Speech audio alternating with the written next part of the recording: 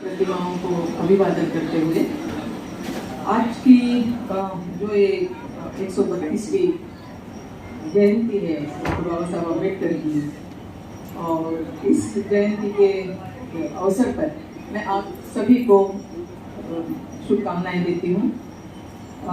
धम्मपीठ पे बैठे हुए हमारे बडोले साहब, प्रोग्राम के अध्यक्ष, तिरुपति से आई हुई हमारी नारी शक्ति राधा देवी और सैलानी जी, और बहुत सारे नाम मैं लोगों को नहीं जानती, लेकिन उसके बावजूद भी सारे बहन और भाइयों, आपको जय भीम।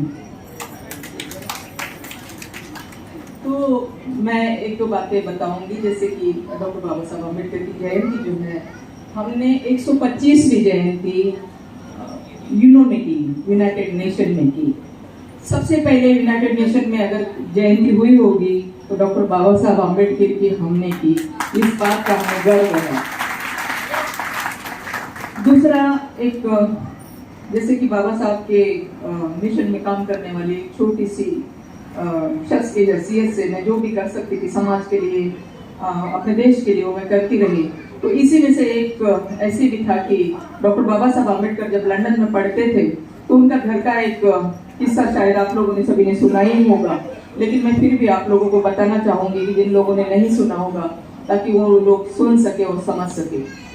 तो मैं पेरिस गई हुई थी प्रोग्राम के लिए, तो वहाँ पर प्रोग्राम खत्म होने के बाद में मैं लंदन आई। लंदन आने के बाद में हम लोग अक्सर जहाँ बाबा साहब पढ़ते थे, जहाँ पे जिस लाइब्रेरी में जाते थे या फिर जिस घर में रहते थे, तो उसी को विजिट करना ही हम अपना सौभाग्य समझते थे।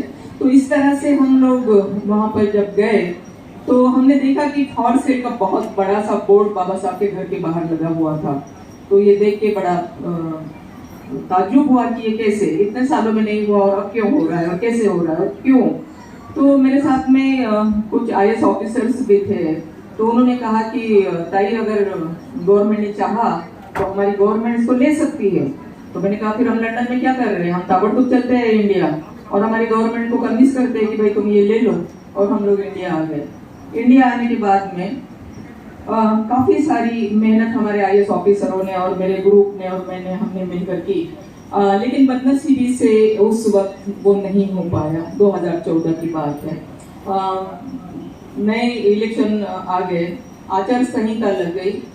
रात के 12 बजे तक हमारे ऑफिसर्स वहाँ बंगले पे बैठे रहे कि भाई एक साइन करवा दो, ये घर बिक रहा है, इसे हमें खरीद लेना चाहिए, मगर वो नहीं हो पाया। नई सरकार आई, सब लोगों को यूं लगा कि भाई अब तो कुछ होना नहीं है, क्योंकि नए सरकार के नए तरीके होंगे तो ये अब कौन करेगा, जब उन्होंने नहीं किया तो ये क्या करेंगे, करके सब लोग आराम से बैठे रहे। लेकिन मैं मेरे दिमाग में वही चलता था कि भाई ये तो बड़ा गलत हो रहा है, ये तो हमें करना ही चाहिए और किस तरह से करें। तो मैं भारतीय महिला बैंक की डायरेक्टर थी और मेरी बोर्ड की मीटिंग लग चुकी थी 21 दिसंबर को, और इत्तेफाक देखिए तो उसी बीच मुझे ऐसे लगा कि क्यों नहीं प्राइम मिनिस्टर को हम रिक्वेस्ट करें कि भाई आप घर ले लो करके ये। और मैंने मेल लिखा प्राइम मिनिस्टर ऑफिस को, और इत्तेफाकन खुशनसीबी से मुझे प्राइम मिनिस्टर का टाइम मिल गया, वो भी 31 दिसंबर 2014 को 3:30 बजे। तो 31 दिसंबर को मेरी बोर्ड की मीटिंग भी थी, तो मैं बहुत खुश हो गई कि चलो प्राइम मिनिस्टर को हम मिलेंगे। और हम प्राइम मिनिस्टर को मिलने के लिए गए।